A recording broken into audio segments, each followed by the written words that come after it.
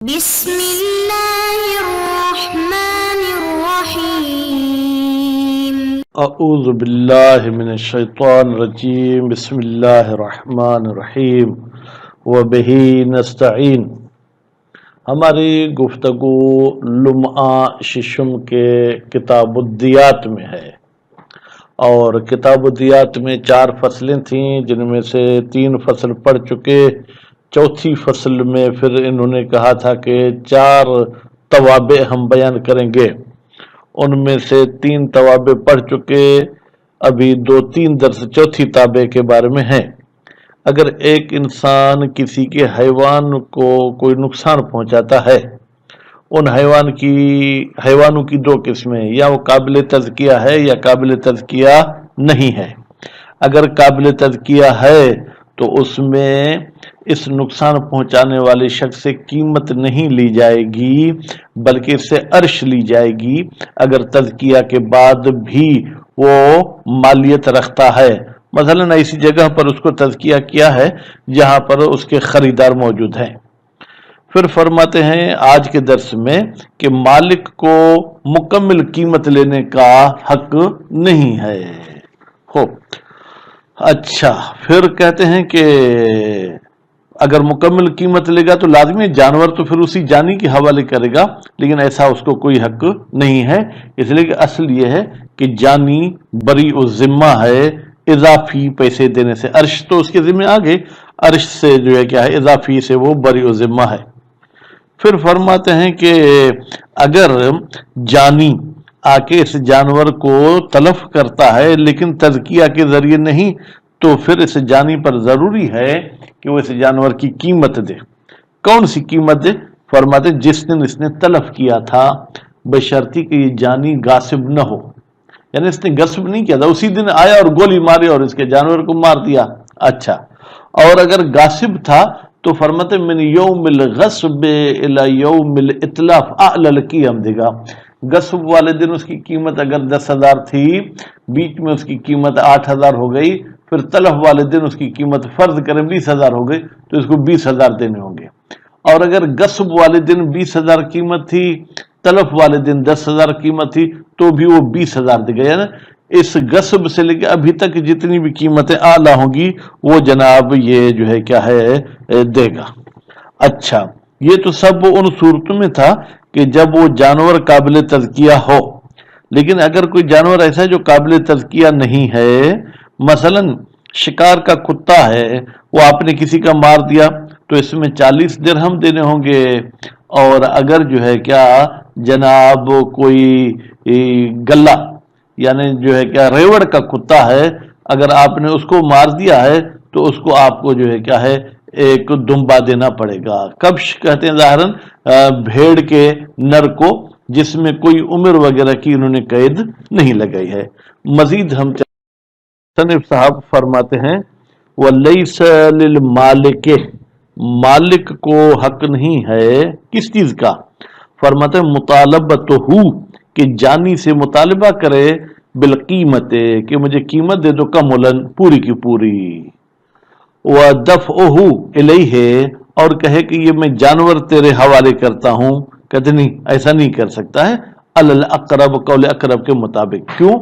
لأصالت براءت ذمت الجانی، اصل یہ ہے کہ جانی کا ذمہ بری ہے پوری قیمت دینے سے، مما زاد علی العرش، جو عرش سے اضافی پیسے ہیں،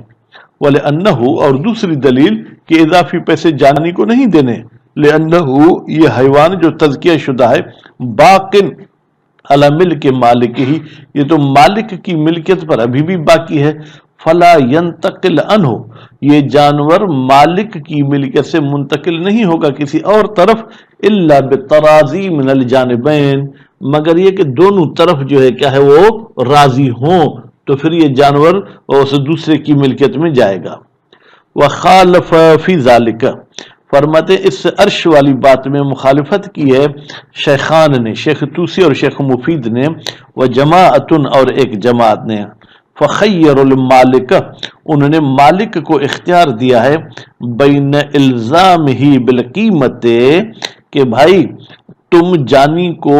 قیمت پر مجبور کر سکتے ہو یوم الاتلاف جس دن اس نے طلب کیا تھا، وہ تسلیم ہی الیہ، اور پھر جانور جو ہے لازمی مالک کو اس جانی کے حوالے کر دے گا، یا یہ کرے وہ بین مطالبت ہی بالعرش، یا اس جانی سے عرش کا مطالبہ کرے۔ کیوں؟ نظرا الی کون الجانی،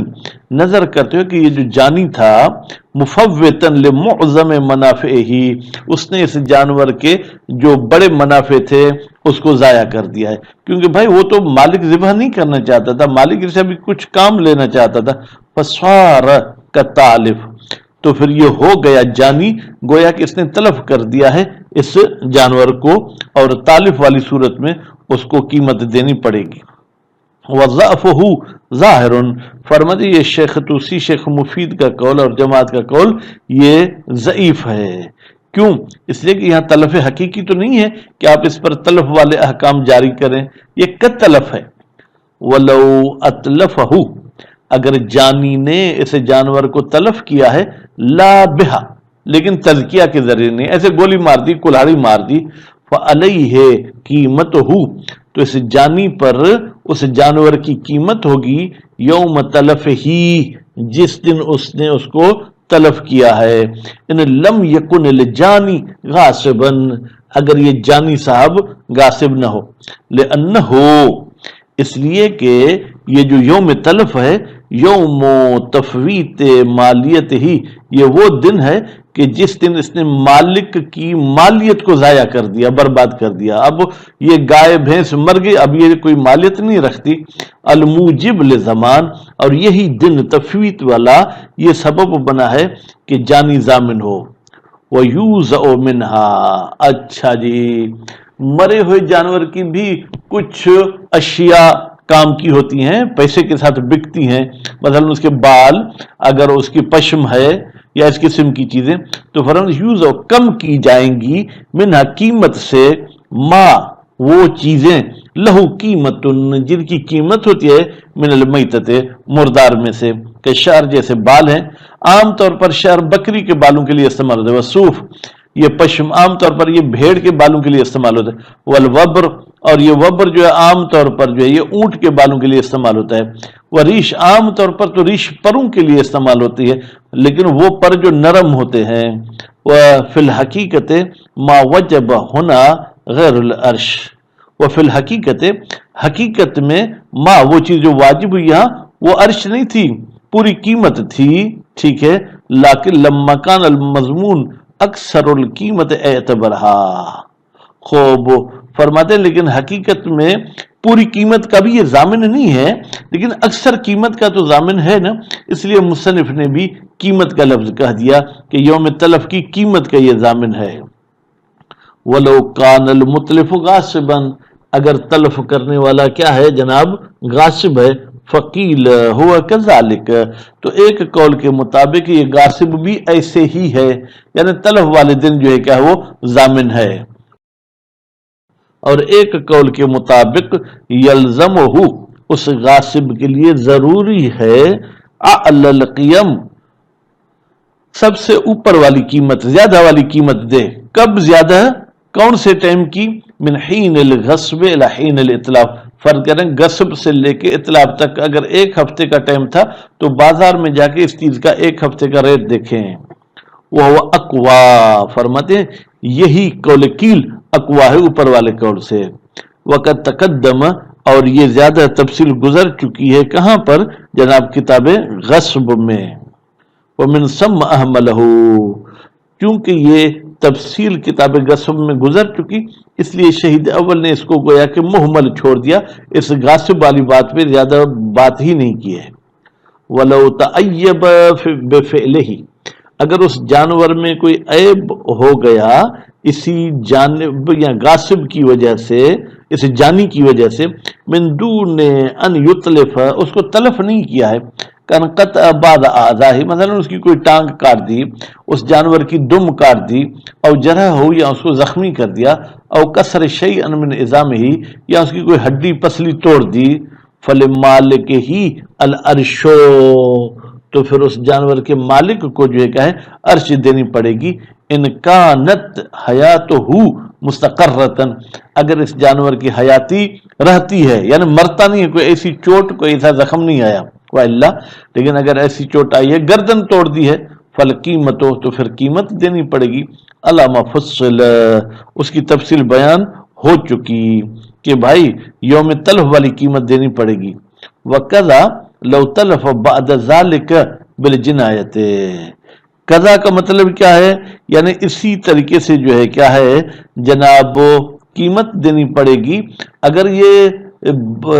تلف ہو گیا جانور لیکن جنایت کی وجہ سے ہو، تو پہلی جنایت میں تلف نہیں ہوا لیکن وہی جنایت سبب ہوئی ہے اس کے تلف ہونے کا، عین ٹائم پہ نہیں مرا۔ اما لو اتلف، اب چلتے ہیں اس جانور کی طرف جو تزکیہ کو قبول نہیں کرتا۔ اما لو اتلف، اگر جانی تلف کرتا ہے مالا تک او علیہ زکات، جس پر جو ہے کیا ہے تزکیہ واقع نہیں ہوتا ہے۔ ففی کلب صید، اگر شکار کا کتا مارا ہے تو 40 درہمن، اس میں 40 درہم دینے پڑیں گے، علی الاشہر روایتاً و فتواً، روایت میں بھی 40 درہم مشہور ہے، فتویٰ بھی 40 درہم کی مشہور ہے۔ وکیل، اور ایک قول کہتے ہیں بھئی 40 درہم کس چیز کی قیمت ہو، اس شکاری کتے کی جا کے قیمت کراؤ، 40 درہم بنتی ہے، 4 درہم بنتی ہے، 400 درہم بنتی ہے، جو بھی قیمت بنے گی وہ دینی پڑے گی۔ کہ غیر ہی من الحیوان القیمی، جیسے کہ اس شکاری کتے کے علاوہ دوسرے قیمی حیوانات کی قیمت دینی پڑتی ہے۔ بھائی کیوں 40 درہم کو آپ نہیں مانتے؟ اما لعدم ثبوت المقدار، یا تو ہم کہیں گے 40 درہم ثابت ہی نہیں ہے، اور لروایت سکون عن صادق علیہ السلام، یا تو ہم کہیں گے بھائی سکونی صاحب کی روایت ہے، امام جعفر صادق علیہ السلام سے انہوں نے نقل کی ہے کہ ان امیر المومنین علیہ السلام بتحقیق حضرت علی علیہ السلام نے حکم فیہ بالقیمت، انہوں نے حکم لگایا تھا اس شکاری کتے میں قیمت کا۔ وہ بین التعلیلین بون بعید، کہتے یہ جو آپ نے 2 علت بتائی، کہا یا تو یہ مقدار ثابت ہی نہیں ہے اور پھر ادھر روایت سکون ہی لا رہے ہیں۔ بھائی اگر ثابت نہیں ہے تو آپ نے روایت کیوں پیش کی؟ اگر روایت پیش کی تو آپ کیوں کہہ رہے ہیں کہ جناب جو ہے کیا ہے وہ روایت موجود ہے؟ تو ایسا ان دونوں علتوں میں بون بعید، بہت سارا جو ہے کیا ہے وہ فاصلہ ہے۔ وخصہ شیخ بسلوکی، اب بھائی میں سلوکی پڑھا ہوں، ممکن ہے کوئی سین کی حرکت آگے پیچھے ہو، شیخ توسی نے اس شکاری کتے کو مخصوص کیا ہے سلوکی کتے کے ساتھ۔ اب سلوکی آپ کہیں گے یہ کون سا کتا ہے؟ بھائی یہ یمن کا ایک علاقہ ہے، اس کے اکثر کتے جو ہے کیا ہے وہ تعلیم یافتہ ہوتے ہیں، تو اس لیے کہا ہے سلوکی، ورنہ کوئی پاکستان کا کتا ہندوستان کو کتا بھی تعلیم یافتہ ہو تو وہ بھی سلوکی کے حکم میں آ جائے گا۔ نظراً الی وصف ہی فی روایت، نظر کرتے ہوئے کہ اس کتے کی وصف بتائی ہے جو ہے کیا ہے روایت میں ابو بصیر نے، وہ نسبت الی سلوک، کہتے ہیں یہ سلوک کی نسبت دی گئی ہے سلوک کی طرف، قریۃ بالیمن، یہ ایک گاؤں ہے، ایک دیہات ہے یمن میں، اکثر کلابہا معلمۃ، اکثر اس کے کتے جو ہے کیا ہے وہ تعلیم یافتہ ہوتے ہیں، تعلیم یہ انسانوں والی نہیں بلکہ جو اس کی ہے کام شکار کے لیے ہوتے ہیں یا ریوڑ کو سنبھالتے ہیں، باغ کو سنبھالتے ہیں۔ والباقون حملوہ علی المعلم، اور باقی دوسرے علماء نے اس شکاری کتے کو حمل کیا ہے معلم پر، مطلقہ سلوکی ہو یا غیر سلوکی، للمشابہت، اس لیے کہ سلوکی اور غیر سلوکی مشابہت رکھتے ہیں کس میں؟ تعلیم یافتہ میں۔ خوب وفی کلب الغنم، اچھا اگر ریوڑ کے کتے کو مارا ہے تو اس میں کبشن، اس میں بھیڑ کا نر دینا پڑے گا، وہ ما یطلق علیہ اسمہ، یہ وہ ہے جس پر کبش کا نام صدق کرتا ہے، لعدم تحدید سنہ شرعن، اس لیے کہ اس کی عمر کی شریعت میں کوئی سال مہینے مقرر نہیں کیے گئے، ولا لغتن، اور لغت میں بھی جو ہے کیا ہے وہ معین نہیں کیے گئے، لروایت ابی بصیر عن احدہما،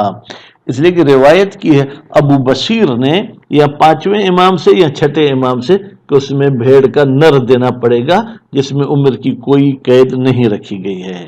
آگے پھر انشاءاللہ انہی کتوں کے بارے میں ہماری بحث ہے، وہ اگلے درس میں پڑھیں گے۔ وصلی اللہ علی محمد و آل محمد۔